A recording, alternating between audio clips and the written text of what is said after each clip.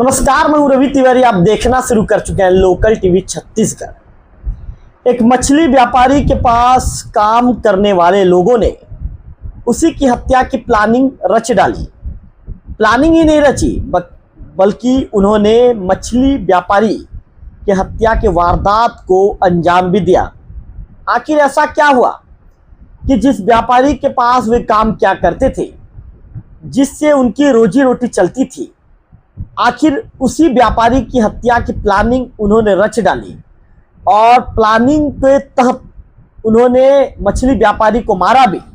और कैसे ये पुलिस के हत्थे चढ़े और पुलिस ने आरोपियों को कैसे पकड़ा, इस वीडियो में विस्तार से बातचीत करेंगे और पूरी जानकारी आपको दूंगा। तो चलिए इस वीडियो में विस्तार से बातचीत करना शुरू करता हूं। नमस्कार, मैं हूं रवि तिवारी। आप देखना शुरू कर चुके हैं लोकल टीवी छत्तीसगढ़। तो मजदूरी विवाद का बड़ा कारण सामने आया है। मजदूरी विवाद में मछली व्यापारी की हत्या की गई है। 48 घंटे में पुलिस ने आरोपियों को गिरफ्तार किया है। तो चलिए खबर के विषय में विस्तार से जानकारी देना आपको शुरू करता हूं।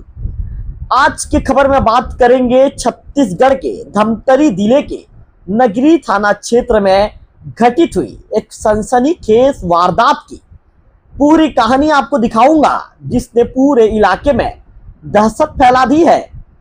एक मछली व्यापारी की बेरहमी से हत्या कर दी जाती है। 100 जंगल में मिलता है। नकदी और मोबाइल गायब मिलता है व्यापारी का। अब पुलिस के सामने सबसे बड़ा सवाल खड़ा होता है कि आखिर इस हत्या के पीछे कौन है, किसने मछली व्यापारी की इतनी बेरहमी से हत्या की है। मामला सामने आने के बाद पुलिस ने इस मामले को गंभीरता से लिया और 48 घंटे के भीतर पुलिस ने इस अंधे कत्ल की गुत्थी सुलझा ली है। और जब सच सामने आता है तो सच हर किसी को चौंका देता है। आखिर हत्या क्यों हुई, किसने की और कैसे रची गई पूरी साजिश, आपको इस वीडियो में विस्तार से पूरी कहानी सिलसिलेवार बताना शुरू करूंगा। तो वीडियो में अंतिम तक बने रहिए, क्योंकि कहानी की शुरुआत अब मैं करने जा रहा हूं, क्योंकि ये सनसनीखेज वारदात की कहानी है। आप शुरुआत से अंतिम तक देखेंगे तब आपको समझ में आएगा कि इस कहानी में हुआ क्या था, कहानी का एंडिंग क्या था और कहानी जो शुरुआत कहानी की कहां से हुई थी। दरअसल धमतरी जिले के नगरी थाना क्षेत्र में एक मछली व्यापारी थे। मछली व्यापारी का नाम था विप्लव मंडल। अचानक विप्लव मंडल की हत्या कर दी जाती है।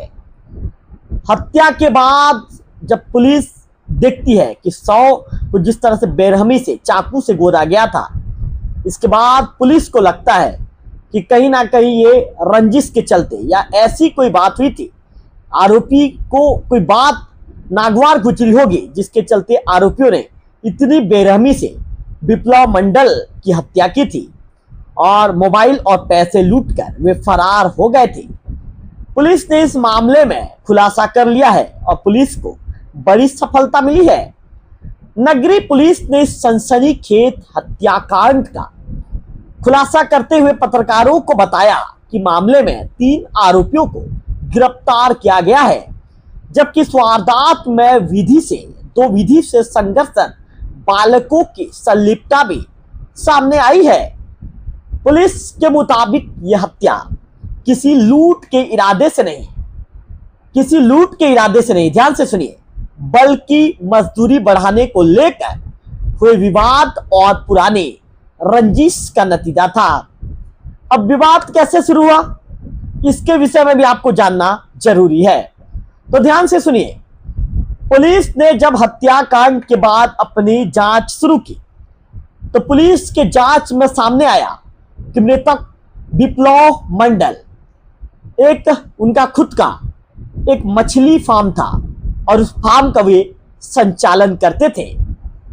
उस फार्म में काम करने के लिए मजदूर भी थे और कुछ मजदूर लंबे समय से अपनी मजदूरी बढ़ाने की मांग विप्लव से कर रहे थे, लेकिन जब उनकी मांग पूरी नहीं हुई और कथित रूप से उनके साथ अपमानजनक व्यवहार हुआ तो उनके मन में बदले की आग भड़कने लगी। उनके मन में बदला नजर आने लगा। उनके मन में बदले की ऐसी आग उठी कि अब वो आग मानो बदला लेने के बाद ही शांत होने वाला था।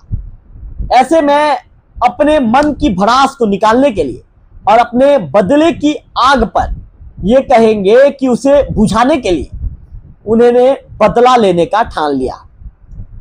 यही से खौफनाक साजिश की शुरुआत होनी शुरू हो गई। इसके बाद उन्होंने योजना बनाई, लेकिन उनकी पहली योजना नाकाम हो गई। पुलिस ने जांच किया और जांच के दौरान यह भी पता चला कि आरोपियों ने 25 जून को हत्या की, उनकी विप्लव मंडल की हत्या की पहली योजना बनाई थी, लेकिन उस दिन किसी कारणवश वे अपने मंसूबों में कामयाब नहीं हो सके। इसके बाद आरोपियों ने दोबारा योजना बनाई और मौका तलाशने लगे। आरोपियों को मौका चाहिए था कि कब मौका मिले और विप्लव मंडल को मौत के घाट उतार दे। इसके बाद समय आया, 27 जून की तारीख सामने आई और इसके बाद आरोपियों ने ठान लिया कि इसी दिन 27 जून को ही इस बड़े वारदात को अंजाम देना है। 27 जून को जब विप्लव मंडल नगरी बाजार से मछली बेचकर वापस लौट रहे थे तो आरोपियों ने पहले से ही उनकी गतिविधियों पर आरोपियों ने पूरी रेकी कर ली थी कि विप्लव कब लौटेंगे, कब मछली बेच कर वापस लौटेंगे, पूरी रेकी कर ली थी। आरोपियों के पास पूरा अपडेट था। आरोपी पल पल की गतिविधि की जानकारी ले रहे थे, क्योंकि उन्हें बड़े घटनाक्रम को अंजाम देना था। ऐसे में वे पूरी गतिविधि पर नजर बनाकर चल रहे थे। जैसे ही विप्लव गोरेगांव भैंसमुड़ा मार्ग के सुनसान जंगल में पहुंचे, आरोपी पहले से घात लगाकर बैठे थे। जैसे ही विप्लव मंडल वहां पहुंचे, आरोपियों ने लकड़ी के डंडों और धारदार हथियारों से विप्लव पर ताबड़तोड़ हमला करना शुरू कर दिया। हमला इतना बेरहमी से किया गया कि मौके पर ही विप्लव ने दम तोड़ दिया। हत्या के बाद की वारदात के विषय में बात करेंगे। हत्या के बाद आरोपी यही नहीं रुके, उन्होंने मृतक के पास रखी नकदी, जैसे कि मैंने वीडियो के शुरुआत में आपको बताया था, नकदी और उनके मोबाइल फोन को भी लूट लिया। इसके बाद सभी आरोपी मौके से फरार हो गए और लूटी गई रकम को आपस में बांट लिया। शायद इन्हें लगा था कि कानून इन तक पहुंच नहीं पाएगा। शायद इन्हें लगा था कि इतनी बड़ी वारदात को अंजाम देने के बाद ये बच निकलेंगे। शायद इन्हें लगा था कि शायद कानून के हाथ इनके, ये कहेगी, इनके गिरबान तक नहीं पहुंच पाएंगे या कानून इन्हें पकड़ नहीं पाएगी।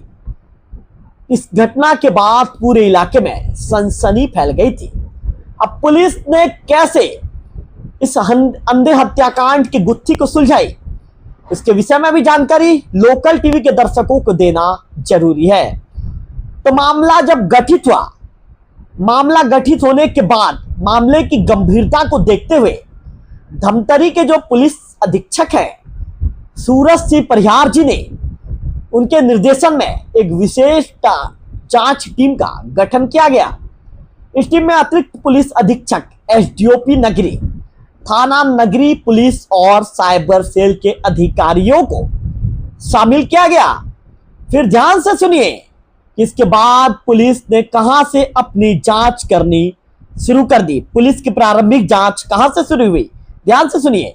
तो पुलिस ने पहले गवाहों के बयान दर्ज किए, इसके बाद तकनीकी साक्ष्य, मोबाइल के लोकेशन और मुखबिर की सूचना और पोस्टमार्टम रिपोर्ट के आधार पर पुलिस ने अपनी जांच की दिशा आगे बढ़ानी शुरू कर दी। सभी कड़ियों को जोड़ते हुए पुलिस अंततः आरोपियों तक पहुंच गई। जब पुलिस ने संदिग्धों से सख्ती से पूछताछ की, पुलिस ने पूरे अपडेट पूरी जानकारी उनसे जब लेनी शुरू की, कड़ी बरदड़ी पुलिस ने एक एक कड़ी को जोड़कर पूछताछ करनी शुरू की, तो उन्होंने हत्या की पूरी साजिश और वारदात को कबूल कर लिया।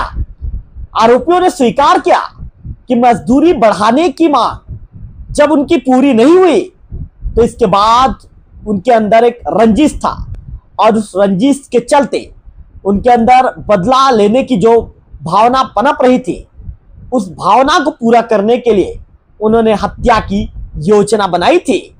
पुलिस ने मामले में 3 आरोपियों को गिरफ्तार किया है। टंकेश्वर नेताम उर्फ मयंक नेताम 19 साल का है, सुरेंद्र यादव 26 साल का है और जगदीश विश्वकर्मा 50 साल का है। तीनों आरोपी ग्राम बोईरगांव, थाना मैनपुर, जिला गरियाबंद के निवासी हैं। इसके अलावा इस मामले में 2 विधि से संघर्षरत बालकों की संलिप्तता भी सामने आई है। कानूनी कार्रवाई की यदि बात करें तो पुलिस ने इस मामले में भारतीय न्याय संहिता की धारा 103 ब्रैकेट में कॉमा 309 ब्रैकेट में 6 और 311 के तहत अपराध दर्ज किया है। तीनों आरोपियों को न्यायालय में पेश कर न्यायिक रिमांड पर जेल भेज दिया गया है। वहीं दोनों विधि से संघर्षरत बालकों को किशोर न्याय बोर्ड के समक्ष प्रस्तुत किया जाएगा।